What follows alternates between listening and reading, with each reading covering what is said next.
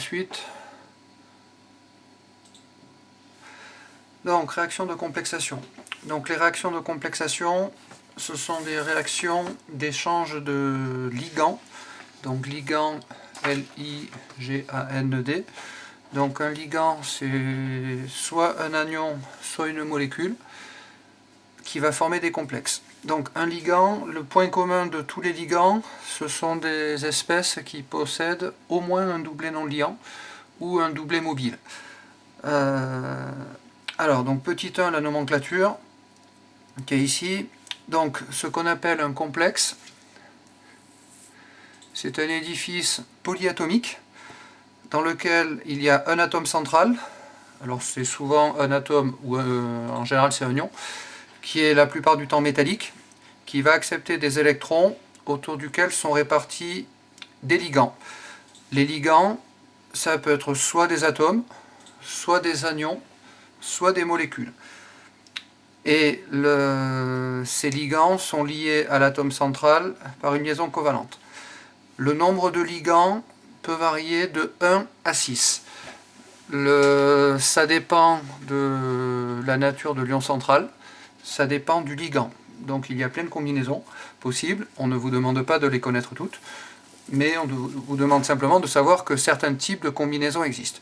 Donc par exemple, de toute façon, dans le cas commun, il y a systématiquement un atome central et un seul, et ensuite un certain nombre de ligands. La différence essentielle qu'il va y avoir entre un complexe et un précipité ionique, c'est que le précipité ionique est électriquement neutre, alors que le complexe peut être chargé. La grosse différence également, c'est que le précipité, c'est un solide en suspension. Si on le laisse se déposer, il va, par gravité, il va se déposer au fond de la solution. Le complexe, c'est une espèce qui est soluble, dont on peut repérer la présence uniquement si l'espèce est colorée. Et donc si l'espèce est incolore, avec un complexe incolore, on n'a pas de moyen simple de le repérer, si ce n'est de faire des dosages ou de faire des tests caractéristiques. Donc au niveau de la nomenclature des complexes, on utilise cette feuille. Donc le nom des ligands, la plupart des ligands, il vous suffit de rajouter O à la fin. Donc par exemple, l'ion hydroxyde, ça fait hydroxo. Les halogènes, iodo, chloro, bromo.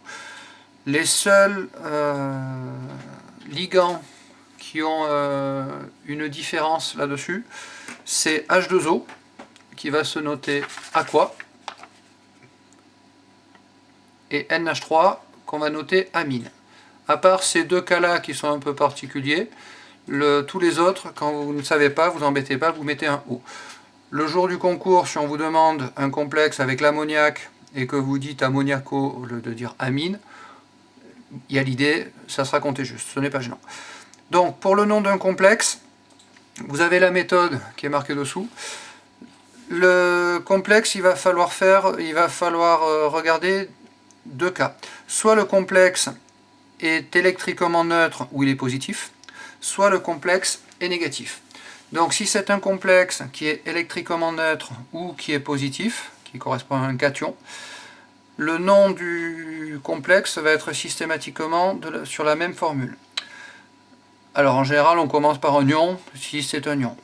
Ensuite on va définir le nombre de ligands. Mono, di, tri, tétra, penta, hexa. Au maximum on peut avoir 6 ligands, donc on va jusqu'à hexa. Ensuite, on a le nom du ligand. Donc le nom du ligand, on a vu au-dessus. Si vous avez un doute, vous mettez O. Sulfato, iodo, chloro, etc. Ensuite, on met le nom de l'atome central. Donc si c'est un atome de chrome, chrome. Si c'est un atome de fer, fer. Et on laisse juste le nom de l'atome central. Il n'y a pas de modification du nom. Et c'est la seule différence qu'il va y avoir entre un complexe positif ou un complexe négatif. C'est un complexe positif, à la fin on met le nom de l'élément. Le complexe négatif, on mettra at à la fin. Et ensuite, pour terminer, on met le nombre d'oxydation de l'élément central en chiffres romains. Nombre d'oxydation, on l'a vu en oxydoréduction, ça représente le nombre d'électrons perdus par rapport à l'élément. Donc si par exemple on a un ion Fe2+, qui est l'ion central, on terminera par fer 2. Si c'est chrome 3, enfin Cr3+, ça va terminer chrome 3. Donc par exemple, le complexe CrCl2H2O 4 fois plus. Donc on a 2 chlores, donc 10 chloro. Ensuite on a 4 H2O, donc tétra-aqua, chrome, puisque le complexe est positif. Et 3, puisqu'à l'intérieur de ce complexe, le chrome est un ion Cr3+. Pour déduire la charge de l'ion central, on regarde la charge globale, bien sûr, et on regarde les ligands qui sont constitués. Les ligands qu'on a utilisés, il y a H2O qui est électriquement neutre, et ensuite il y a le ligand Cl qui est forcément un ligand Cl-. Donc ça veut dire que si on a 2 chlorures Cl-, 4 H2O qui sont électriquement neutres, et qu'à l'arrivée on a une charge positive avec une seule charge plus, forcément le chrome se trouve sous la forme Cr3+, et donc Cr3. Pour un complexe négatif, c'est exactement la même chose. La seule différence, c'est qu'il faudra rajouter à la fin at. Donc dans l'exemple qui est dessiné ici, donc on a le ligand Cn- qui est le ligand cyanure, dont on va mettre cyano. Donc on a hexa, puisqu'il y en a 6. Cyano, c'est le ligand cyanure. On a un complexe qui est globalement négatif, puisqu'il porte 4 charges moins. Donc l'ion central, c'est du fer, donc on va dire ferrate, et on termine par ate. Si c'est du fer, ferrate. Si c'est de l'aluminium, aluminate. Du zinc, zingate. Le cuivre, cuprate, etc. Chrome, chromate, etc. Et ensuite, même chose, le nombre d'oxydation de l'élément central. Donc ici, dans le complexe qui nous intéresse, on a 6 ions cyanure Cn-, avec une charge globale 4-. Ça veut dire que le fer a forcément une charge de plus. Donc si c'est un fer charge de plus, c'est du fer 2, et donc Fe2. Donc ça, c'est la nomenclature des ligands. Ensuite, petit 2, des exemples de ligands et des exemples de réactions de complexation. Alors, parmi les exemples de complexation, l'exemple qui est écrit là, c'est le ligand avec le cobalt et l'eau, avec lequel on rajoute 4 ions chlorure. Le ligand, quand on met des ions cobalt dans la solution, dans l'eau, on a une solution qui est rose.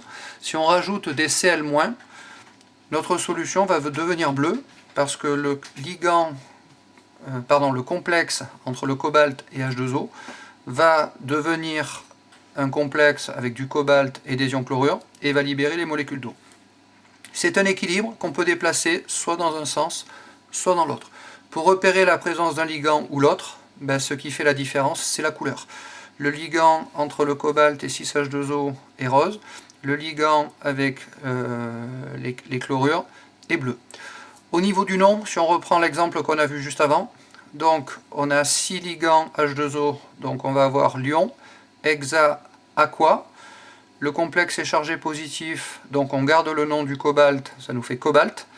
Et ensuite, comme on a une charge 2+, ça veut dire que le cobalt correspond à l'ion CO2+.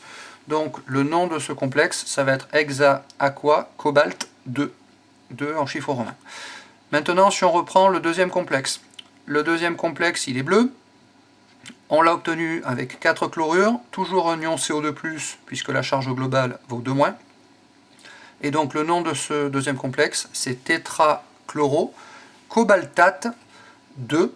Donc cobaltate, puisque c'est un complexe qui est négatif, et 2 parce que l'ion central, c'est CO2+. D'accord? Donc le 2 n'a rien à voir avec le 2- qui est là, ou le 2+, c'est simplement parce qu'on a un ion CO2+ au centre.